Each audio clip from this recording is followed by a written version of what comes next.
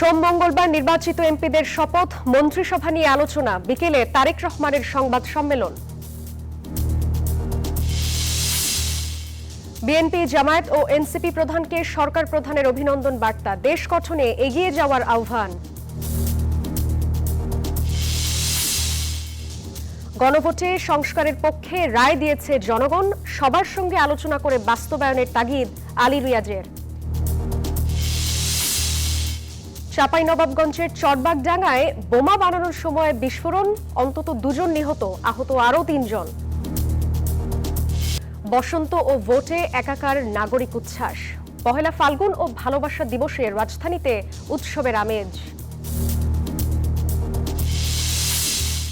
নিরাপত্তা নিয়ে শঙ্কায় ইউরোপের 2/3 মানুষ, ফ্রান্স, জার্মানিতে উদ্বেগ প্রবল, সামরিক ব্যয় বাড়ানোর দাবি। এবং অনিশ্চয়তা কাটিয়ে বিশ্বকাপে কাল মুখোমুখি ভারত ও পাকিস্তান, 2 চিরপ্রতিদ্বন্দ্বীর হাই ভোল্টেজ ম্যাচে নজর সবার। স্বাগত নিউজ 24 সংবাদের সঙ্গে আছে আমি জান্নাতুল সাদিয়া। দর্শক দেখছিলেন বিআরবি কেবলস সংবাদ শিরোনাম, এবার বিস্তারিত। আগামী সোম অথবা মঙ্গলবার নতুন নির্বাচিত এমপিরা শপথ নেবেন, এমনটাই জানিয়েছেন প্রধান উপদেষ্টার প্রেস সচিব শফিকুল আলম। সকালে রাজধানীর ফরেন সার্ভিস একাডেমিতে সংবাদ সম্মেলনে এই কথা জানান তিনি। প্রকাশ হয়েছে এবং বাকি কাজ খুব দ্রুত গতিতে চলছে। চিফ অ্যাডভাইজার কালকেও কাজ করেছেন, আজকেও চিফ অ্যাডভাইজার কাজ করছেন এবং পুরো টিম কাজ করছে, ক্যাবিনেট কাজ করছে স্মুথ ট্রানজিশনের জন্য। ত্রয়োদশ জাতীয় সংসদ নির্বাচনে নবনির্বাচিত 297 সংসদ সদস্যদের গেজেট প্রকাশ করেছে ইসি। শুক্রবার রাতে প্রকাশিত হয়েছে এই গেজেট। বলা হচ্ছে, নতুন এমপিদের শপথ পড়াতে পারেন প্রধান বিচারপতি।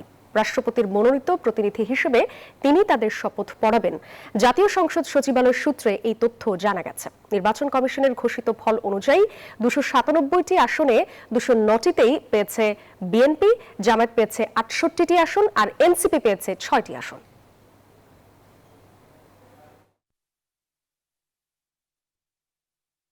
কেমন হবে বিএনপির নতুন মন্ত্রিসভা?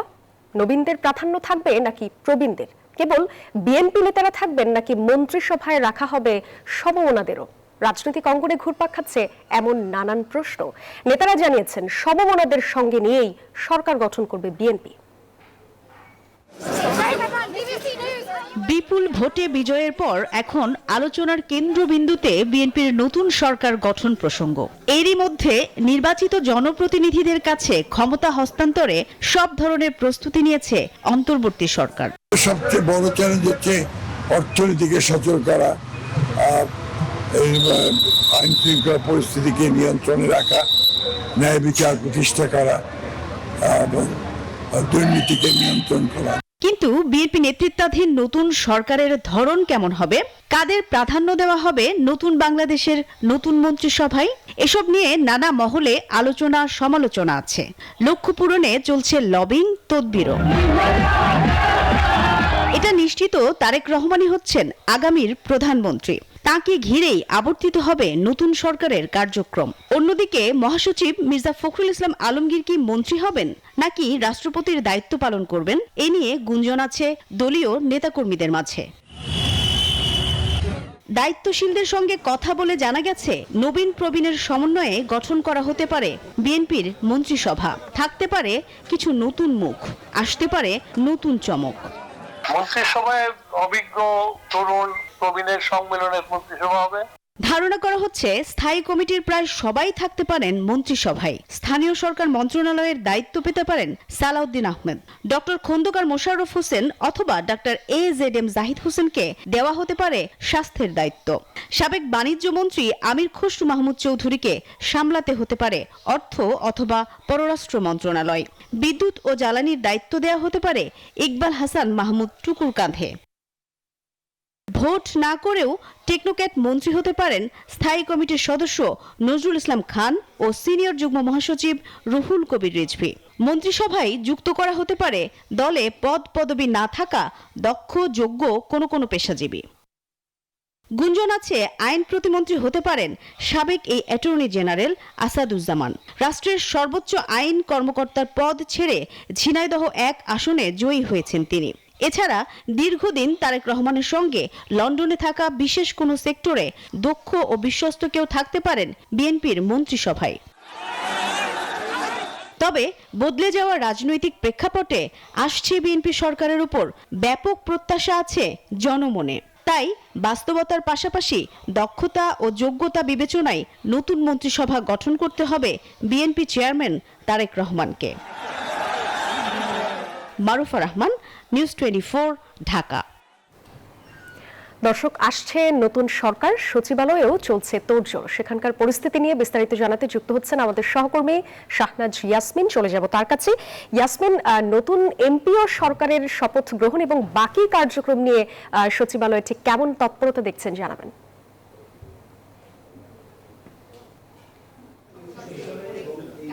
আপনাকে ধন্যবাদ জানাচ্ছি। এখন এই মুহূর্তে নতুন মন্ত্রিসভা গঠনের প্রক্রিয়া সবকিছু নিয়ে মন্ত্রিপরিষদ সচিব শেখ বশিরউদ্দিন এখন আব্দুর রশিদ কথা বলছেন। আমরা এখন সরাসরি একটু তার কথায় চলে যাচ্ছি, উনি জানাবেন পুরো মন্ত্রিসভার প্রক্রিয়াটি।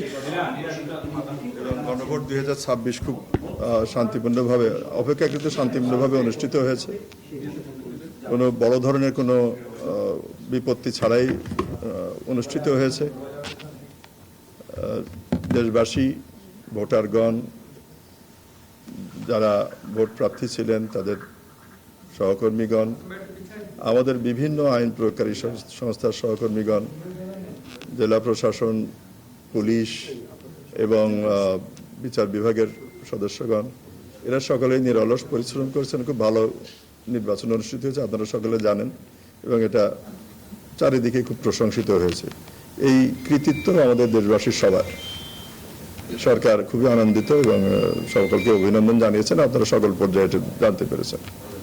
এখন যেটা প্রক্রিয়ার বিষয়, সেটি হলো গেজেট নোটিফাইড হয়েছে, গেজেট নোটিফিকেশন হয়ে গেছে। আপনারা জানেন জাতীয় সংসদের 297টা আসনের যারা নির্বাচিত হয়েছেন তাদের নাম প্রকাশিত হয়েছে। আইন অনুযায়ী 3 দিন সময়ের মধ্যে তাদের শপথ গ্রহণ হয় সংসদ সদস্য হিসেবে। সেটি এই 3 দিন সময় আগামীকাল থেকে শুরু করে পরশু আজকে 14, 15, 16 বা 17 পর্যন্ত আমরা ধরতে পারি, কারণ কর্মদিবস আগামীকাল থেকে। এই 17 তারিখের মধ্যে তাদের শপথ গ্রহণ হবে। এই শপথ গ্রহণের পরে বিভিন্ন এই নির্বাচনে অংশগ্রহণকারী দল তাদের নিজস্ব সংসদ সদস্যদের নেতা নির্বাচন করবেন এবং এই যিনি সংখ্যাগরিষ্ঠ সদস্যদের নেতা হিসেবে যিনি নির্বাচিত হবেন তিনি মহামান্য রাষ্ট্রপতির কাছে তার তখন এই ঘটনাটি জানিয়ে দেবেন যে তিনি সংখ্যাগরিষ্ঠ সদস্যের আস্থাভাজন। মহামান্য রাষ্ট্রপতি তখন তাকে নিয়ম অনুযায়ী প্রধানমন্ত্রী পদে নিয়োগের জন্য অফার করবেন বা নিয়োগ দান করবেন। এরপরে একটা সুবিধাজনক সময় নির্ধারণ করে সেই সময় শপথ গ্রহণ অনুষ্ঠিত হবে। আমরা আশা করছি এটা আগামী 3 দিন বা ম্যাক্সিমাম 4 দিনের মধ্যে এটা সব হয়ে যাবে আশা করছি। এর চাইতে আর কিছু কোন তারিখটাকে সামনে রেখে আপনাদের প্রস্তুতিটা কোন তারিখকে ঘিরে সম্ভাব্য তারিখটা? আমাদের প্রস্তুতি যদি নিয়ম অনুযায়ী যদি আমাদেরকে বলা হয় যে এটা আগামীকাল বা পরশু, সেটাও আমাদের প্রস্তুতি আছে। আবার যদি বলা হয় না আমরা ওই 3 দিন পর হবে, সেটারও প্রস্তুতি আছে। এটা যতক্ষণ জানা না যাবে ততক্ষণ তো আমরা বলতে পারবো না যে আমাদের প্রস্তুতি কোন দিনের জন্য। স্যার, এই সিদ্ধান্ত কি হয়েছে স্যার, কে শপথ পড়াবেন? যেহেতু স্পিকার নাই, ডেপুটি স্পিকার নাই, সদস্যদের শপথ এইটা হ্যান্ডেল করেন সংসদ সচিবালয়, ওখানে কথা বলতে হবে। আপনি জানতে পেরেছেন কিনা?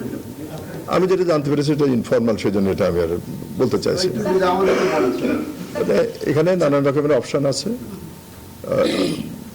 স্পিকার বা ডেপুটি স্পিকার বা তাদের মনোনীত কেউ এটা দিতে পারে। তারা যদি কোনো মনোনয়ন না দিতে পারেন তাহলে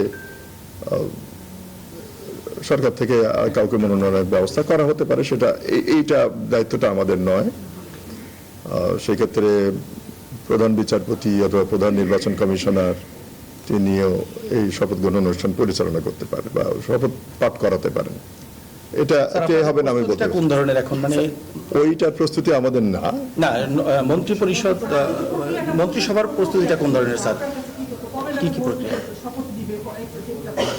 এইটা তো বললাম যে একটা স্টেপ হলো সংসদ সদস্যগণের শপথ গ্রহণ, এইটা হয়ে গেলে তারপরে তাদের নেতা নির্বাচন হয়।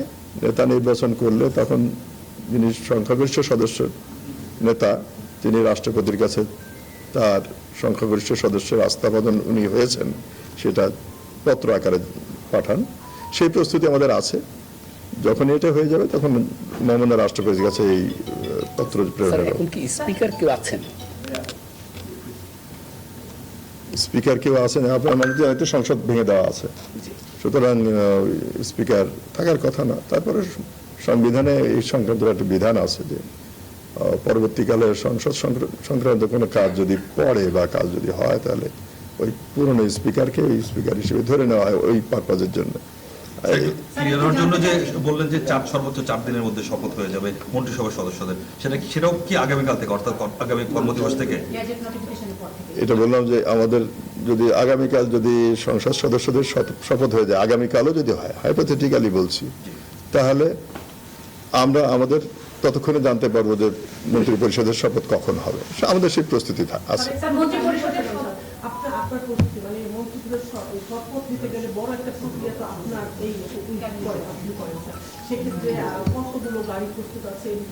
অতিথিদের জন্য কি প্রস্তুতি?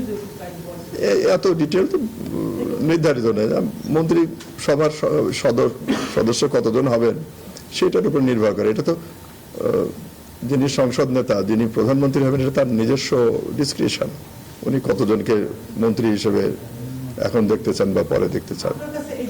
না না না, আপনাদের মন্ত্রিসভার যারা সদস্য হবেন তাদের শপথ স্যার কে পড়াবেন? পরিষ্কার করে জানতে চাই। স্পিকার রাষ্ট্রপতি পড়াবেন স্যার, যেহেতু এটা আপনার এন্ডের কাজ, ক্যাবিনেট ডিভিশনের কাজ। রাষ্ট্রপতি তো পড়াবেন না সংবিধান অনুযায়ী। স্যার, ওই আপা যেটা জিজ্ঞেস করছিলেন অতিথিদের প্রসঙ্গে, কতজন অতিথি থাকতে পারেন সেই বিষয়ে প্রস্তুতি আপনাদের কি? আপনাদের প্রতিনিধি একজন দুজন যারা থাকেন এটা নিশ্চিত করে বলতে পারি। আমাদের থাকাটা পরের বিষয়। প্রাথমিক প্রস্তুতিতে কতজন অতিথিকে দাওয়াত দিবেন বলে আপনারা চিন্তা করছেন? ছোট কম বেশি হবে 1000, কম বেশি 1000।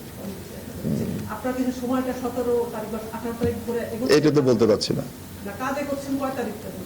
আমি বললাম তো, যদি আমাদেরকে নির্দেশ দেওয়া হয় বা ইন্ডিকেট করা হয় যে অমুক তারিখের অমুক সময় হবে, আমরা সেই মোতাবেক কাজ করব। সেটা ইভেন কালকে হলেও কালকে কাজ করতে হবে, 2 দিন পরে হলে 2 দিন পরের জন্য আমাদের কাজ করতে, আমাদের জানার পরে সেটা বলতে পারে, তার আগে কোনো। আমাদের সেটা অনুমান করছি যে শেষ হবে। হ্যাঁ হ্যাঁ, আপনারা ঠিকই ধরেছেন। ঠিক আছে, অনেক ধন্যবাদ। আসলে আমার কথা বলার মতো অবস্থা না। নির্বাচনে ভূমিধস বিজয়ের পর সংবাদ সম্মেলনে আসছেন বিএনপি চেয়ারম্যান তারেক রহমান। বেলা 3টায় হোটেল ইন্টারকন্টিনেন্টালে হবে এই আয়োজন। এখন কর্মব্যস্ত সময় পার করছেন বিএনপির চেয়ারম্যান। গুলশানে নিজের রাজনৈতিক কার্যালয়ে বিভিন্ন দেশের প্রতিনিধি ও বিভিন্ন আসনে জয়ীদের সঙ্গে সাক্ষাৎ করছেন তিনি। দলের সিনিয়র নেতাদের সঙ্গে সম্ভাব্য নতুন মন্ত্রিসভা নিয়ে চলছে বিস্তর বিচার বিশ্লেষণ।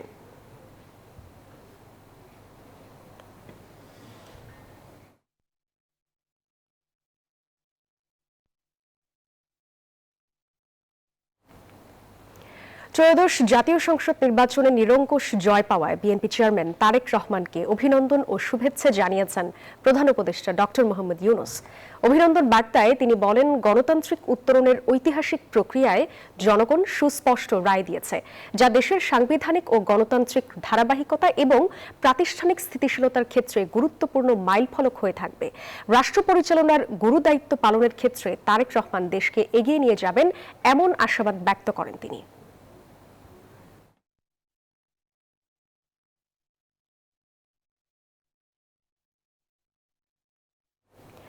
নির্বাচনে মর্যাদাপূর্ণ ফলাফল অর্জন করায় জামায়াতে ইসলামের আমির ডক্টর শফিকুর রহমান ও এনসিপির আহ্বায়ক নাহিদ ইসলামকে অভিনন্দন ও ধন্যবাদ জানিয়েছেন প্রধান উপদেষ্টা ডক্টর মোহাম্মদ ইউনূস। শনিবার এক বার্তায় তিনি জামায়াত আমিরের উদ্দেশ্যে বলেন, নির্বাচনের মাঠে তার রাজনৈতিক শিষ্টাচার, সংযম, দায়িত্বশীল আচরণ দেশের সামগ্রিক পরিস্থিতিকে স্থিতিশীল রাখতে বিশেষ ভূমিকা রেখেছে।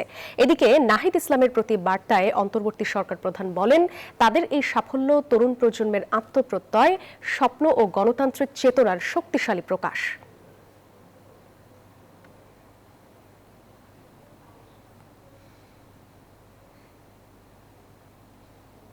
গণভোট সংস্কারের পক্ষে রায় দিয়েছে জনগণ বলেছেন প্রধান উপদেষ্টার বিশেষ সহকারী আলী রিয়াজ। সকালে রাজধানীর ফরেন সার্ভিস একাডেমিতে সংবাদ সম্মেলনে এই কথা বলেন তিনি। আলী রিয়াজ বলেন, আলোচনার মাধ্যমে ঐক্যবদ্ধভাবে গণভোটের রায় বাস্তবায়ন করতে হবে। জুলাই সনদের অঙ্গীকার বাস্তবায়নে রাজনৈতিক দলগুলো অঙ্গীকারাবদ্ধ বলেও জানান তিনি। দায়িত্ব পালনের প্রেক্ষাপটে 82,660,000 জন হ্যাঁ ভোট দিয়ে 12 ফেব্রুয়ারি অনুষ্ঠিত গণভোটে বিপুল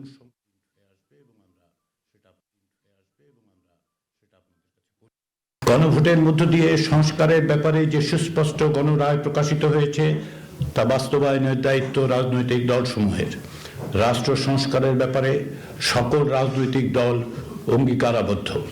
ক্ষমতাসীন দল এবং জাতীয় সংসদ ও সংবিধান সংস্কার পরিষদে প্রতিনিধিত্বকারী দলসমূহ এবং সংসদের বাইরেও যেসব রাজনৈতিক দল আছেন তাদের সকলের প্রতি আহ্বান হচ্ছে আলাপ আলোচনার মাধ্যমে ঐক্যবদ্ধভাবে এই গণরায় বাস্তবায়ন নিশ্চিত করতে হবে। দর্শক, হোটেল ইন্টারকন্টিনেন্টালে বেলা ৩টায় সংবাদ সম্মেলনে আসছেন বিএনপি চেয়ারম্যান তারেক রহমান। সেখানে আছেন আমাদের সহকর্মী সাইফুল ইসলাম। চলে যাব তার কাছে। সাইফুল, ভূমিধস জয়ের পরে সংবাদ সম্মেলনে আসছেন বিএনপি চেয়ারম্যান। মন্ত্রিসভা নিয়ে এখন আলোচনাও তুঙ্গে আছে। কি মনে হচ্ছে, সরকার গঠন নিয়ে বিএনপি কি ভাবছে, কতটুকু জানা গেল জানাবেন?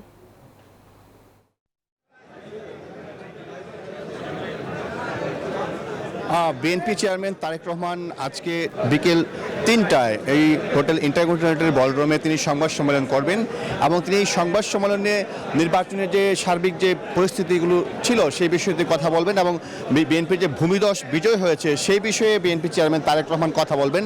ইতিমধ্যেই কিন্তু এই হোটেলের বলরুমে বিএনপি থেকে নির্বাচিত বেশ কিছু সংসদ সদস্য তারা এখানে এসে উপস্থিত হয়েছেন এবং দলের শীর্ষ নেতারা তারা একের পর এক আসছেন এবং বিএনপি চেয়ারম্যান তারেক রহমান আজকের এই সংবাদ সম্মেলন থেকে আগামী দিনে বিএনপির মন্ত্রিসভা কেমন হতে পারে সে বিষয়ে তিনি একটি আভাস দিতে পারেন এবং পাশাপাশি এই নিরঙ্কুশ বিজয়ে তিনি দেশবাসীকে অভিনন্দন জানাবেন, পাশাপাশি দলের যারা নেতাকর্মী রয়েছেন তাদেরকে অভিনন্দন জানাবেন এবং ইতিমধ্যেই কিন্তু বিএনপির তরফ থেকে নির্বাচন কমিশনকে ধন্যবাদ জানানো হয়েছে এবং বিএনপির শীর্ষ নেতারা ইতিমধ্যেই কিন্তু দফায় দফায় তারা বৈঠক করেছেন মন্ত্রিসভা নিয়ে, মন্ত্রিসভায় কারা আসবেন এবং আমরা যতটুকু জানতে পেরেছি এবারের মন্ত্রিসভায় বিএনপির যারা প্রবীণ নেতা রয়েছেন তাদের পাশাপাশি তরুণদেরকেও কিন্তু মন্ত্রিসভায় রাখা হবে এবং একটি নতুন বাংলাদেশ বিনির্মাণের যে প্রেক্ষাপট তৈরি হয়েছে 24শে জুলাই অভ্যুত্থানের পর সেটিকে মাথায় রেখে কিন্তু বিএনপি তার মন্ত্রিসভায় দক্ষ যোগ্য ব্যক্তিদেরকে স্থান দেবে সেটি আমরা জানতে পেরেছি এবং আজকে বিএনপি চেয়ারম্যান তারেক রহমান বিগত আন্দোলন সংগ্রামে দলের জন্য যারা ত্যাগ স্বীকার করেছেন তাদের বিষয়ে কিন্তু তারেক রহমান তিনি কথা বলবেন এবং আগামী দিনে দেশ পরিচালনায় বিএনপি চেয়ারম্যান দলের যারা এমপি নির্বাচিত হয়েছেন সবার সহযোগিতা কামনা করবেন, পাশাপাশি সবাইকে দেশ গঠনে ভূমিকা রাখার আহ্বান জানাবেন এবং কোনো ধরনের অনৈতিক কাজে কেউ যাতে না জড়ায় সেই বিষয়ে কিন্তু বিএনপি ইতিমধ্যে কিন্তু নির্দেশনা দিয়েছে। পাশাপাশি সারা দেশে সুশৃঙ্খল একটি পরিবেশ বজায় রাখার জন্য বিএনপি চেয়ারম্যান তারেক রহমান দলের সর্বস্তরের নেতাকর্মীদের কিন্তু তিনি ইতিমধ্যেই নির্দেশনা দিয়েছেন। আজকের সংবাদ সম্মেলন থেকেও তিনি পুনরায় এসব বিষয়ে কিন্তু তিনি আবারও কথা বলবেন। পাশাপাশি তার এই বিএনপির যে নিরঙ্কুশ বিজয় সেই বিজয়কে ধরে রেখে বিএনপির সামনে এগিয়ে যাওয়ার যে প্রত্যয় সেই প্রত্যয়ের বিষয়গুলো কিন্তু বিএনপি চেয়ারম্যান তারেক রহমান আজকের সংবাদ সম্মেলনে তুলে ধরবেন। এই ছিল আমার কাছে সর্বশেষ। সাইফুল, আপনাকে অনেক ধন্যবাদ। চাঁপাইনবাবগঞ্জের চরবাগডাঙ্গায় একটি বাড়িতে হাতবোমা বানানোর সময় বিস্ফোরণের ঘটনা ঘটেছে। এতে ঘটনাস্থলেই 2 জন নিহত হয়েছেন, গুরুতর আহত হয়েছেন আরও 3 জন। শনিবার ভোরে এই ঘটনা ঘটে। খবর পেয়ে ঘটনাস্থলে পৌঁছায় পুলিশ। আহতরা হলেন বজলুর রশিদ, মিনহাজ ও শুভ। তবে নিহতদের পরিচয় সম্পর্কে এখনও নিশ্চিত হওয়া যায়নি।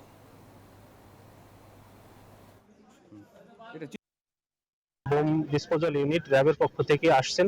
তারা আসার পরে এই ঘটনাস্থল তারা পরীক্ষা করবেন এবং আরো কোনো আলামত বা অবিস্ফোরিত কিছু আছে কিনা সেটা তারা দেখার পরে এরপরে মৃতদেহ আমরা আমাদের আইনানুগ প্রক্রিয়ায় যেটা সুরতাল করা বা তাদের পরিচয় শনাক্ত করা এই কাজগুলো আমরা করব। বসন্ত, ভালোবাসা আর ভোট আনন্দ আজ এক মোহনায় সেজেছে রাজধানী ঢাকা। ঋতুরাজকে বরণে নগরীর পার্ক, সড়ক সবখানেই বাসন্তী রং। নাচে গানে রাজধানীর আগারগাঁওয়ে বরণ করা হলো বসন্তকে। নির্বাচনী উত্তাপ পেরিয়ে রাজধানীতে আজ রঙের উল্লাস। পহেলা ফাল্গুন, ঋতুরাজ বসন্তের প্রথম দিন, একই সঙ্গে ভালোবাসা দিবস। এবারের এই বসন্ত শুধু প্রকৃতির রঙেই নয়, ছাপ ফেলেছে নাগরিক জীবনের আরেক উপলক্ষ ভোট আনন্দেও। তাই 56,000 বর্গমাইল জুড়ে প্রত্যাশায় আছে বসন্ত বন্দনা, যেখানে একাকার তরুণের উচ্ছ্বাস, সহাবস্থানে প্রথম প্রেম, প্রথম ভোট। দীর্ঘদিন পর ভোট দিতে পারার বাসন্তী আভা প্রবীণ ভোটারদের চোখে মুখেও। খুবই আনন্দ লাগছে, ভালো লাগছে, সবার সাথে সবাইকে দেখছি, ভালো লাগছে। রং মানে রং যেমন একদম স্বচ্ছ, তাই না? ভালোবাসাটা যদি এরকম স্বচ্ছ হয়, সুন্দর হয়, তাহলে সেটা সত্যিকারের ভালোবাসা। বসন্ত আর ভালোবাসা দিবসের দুটি উৎসব এক হয়ে ছড়িয়ে দিচ্ছে আনন্দের বার্তা। নাচে, গানে, কবিতায় দুই উৎসবকে স্বাগত জানান নগরবাসী। অন্য ঋতু এক একটার এক এক রকম রং, কিন্তু বসন্তের সব রং। বাঙালিয়ানা আমাদের মধ্যে আছে, আমাদের সংস্কৃতি, তা আমাদের ধরে রাখা একেবারেই এখন আরো বেশি জরুরি। বসন্ত উৎসব উদযাপনের অচলায়তন ভেঙেছে আয়োজকরাও। চারুকলার বকুলতলা ছেড়ে এবার আয়োজন আগারগাঁওয়ে মুক্তিযুদ্ধ জাদুঘরের উন্মুক্ত চত্বরে। সিকিউরিটি, সেফটি সবকিছু মিলিয়ে একসাথে হয়েছে, এটাই অনেক। বাংলাদেশে রাজনীতি করতে গেলে বাঙালির সংস্কৃতিকে ধারণ করেই করতে হবে। সংস্কৃতি প্রেমীরা বলছেন, বসন্ত শুধু প্রকৃতির নয়, মানুষের হৃদয়েরও নবজাগরণের সময়। নির্বাচনী উত্তাপ পেরিয়ে রাজধানী আজ রঙের উল্লাসে। সব কোলাহল কাটিয়ে বাসন্তী রং আর ভালোবাসা মিলেমিশে তৈরি করেছে এক অন্যরকম আবেগ। এ আবেগে হয়তো বলে দেয়, মানুষ শুধু ঝঞ্ঝাট নয়, বাঁচে রং আর ভালোবাসায়। রাশেদ জায়খান, নিউজ 24, ঢাকা। শান্তিপূর্ণভাবে ত্রয়োদশ জাতীয় সংসদ নির্বাচন ও জাতীয় গণভোট অনুষ্ঠিত হওয়ায় বাংলাদেশের জনগণকে অভিনন্দন জানিয়েছে জাতিসংঘ। শান্তিপূর্ণ ও সমৃদ্ধশালী বাংলাদেশ গড়তে পূর্ণ সমর্থন ও সহযোগিতার প্রতিশ্রুতি দিয়েছেন সংস্থাটির মহাসচিব অ্যান্টনিও গুতেরেস। শুক্রবার নিউ ইয়র্কে সাংবাদিকদের এই বার্তার কথা জানান জাতিসংঘ মহাসচিবের মুখপাত্র স্টিফেন ডুজারিক। গণতন্ত্র ও আইনের শাসন প্রতিষ্ঠা, রাজনৈতিক দলগুলোর মধ্যে সংহতি জোরদার এবং মানবাধিকার ও সংখ্যালঘুদের সুরক্ষার উপর জোর দেন তিনি। যুক্তরাষ্ট্রে গেল জানুয়ারিতে মূল্যস্ফীতি কমে দাঁড়িয়েছে 2.4%। জ্বালানি ও পুরনো গাড়ির দাম কমায় গত মে মাসের পর এটি মূল্যস্ফীতির ধীরতম গতি। বিবিসি জানায়, বেড়েছে ব্যক্তিগত সেবা খাতের খরচ। হোয়াইট হাউস বলছে, মার্কিন অর্থনীতি এখন শক্ত অবস্থানে। এই তথ্যে ফেডারেল রিজার্ভের সুদের হার কমানোর পথ আরও সহজ হলো, যার অপেক্ষায় আছে মার্কিন সরকার ও বিনিয়োগকারীরা।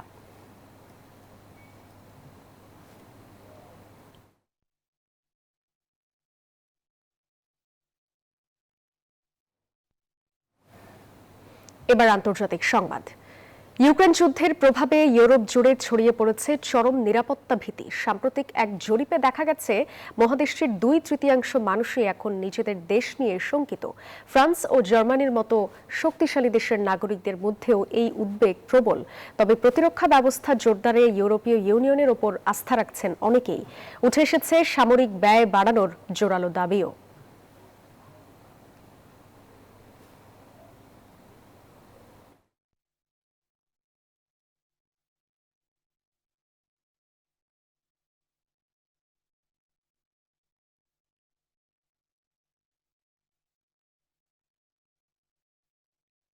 অনিশ্চয়তা কাটিয়ে অবশেষে আগামীকাল শ্রীলঙ্কার কলম্বোয় টি-20 বিশ্বকাপের হাই ভোল্টেজ ম্যাচে মুখোমুখি হচ্ছে দুই চিরপ্রতিদ্বন্দ্বী ভারত ও পাকিস্তান। খেলা হবে শ্রীলঙ্কার প্রেমাদাসা স্টেডিয়ামে।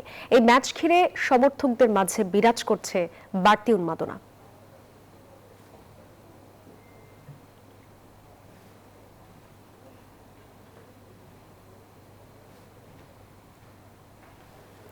টি-20 বিশ্বকাপে আয়ারল্যান্ডের দেয়া 236 রানের টার্গেটে ব্যাট করছে ওমান। শেষ খবর পাওয়া পর্যন্ত তাদের সংগ্রহ 2 উইকেটে 67 রান। কলম্বোয় টস হেরে ব্যাট করতে নেমে লরকান টাকারের 94 রানের দুর্দান্ত ইনিংসে ভর করে 235 রান করে আয়ারল্যান্ড। জবাবে ব্যাট করতে নেমে 24 রানে 2 উইকেট হারায় ওমান। দিনের দ্বিতীয় ম্যাচে বেলা 3:30টায় ইংল্যান্ডের বিপক্ষে খেলবে স্কটল্যান্ড, আর সন্ধ্যা 7:30টায় বিগ ম্যাচে নিউজিল্যান্ডের মুখোমুখি হবে সাউথ আফ্রিকা।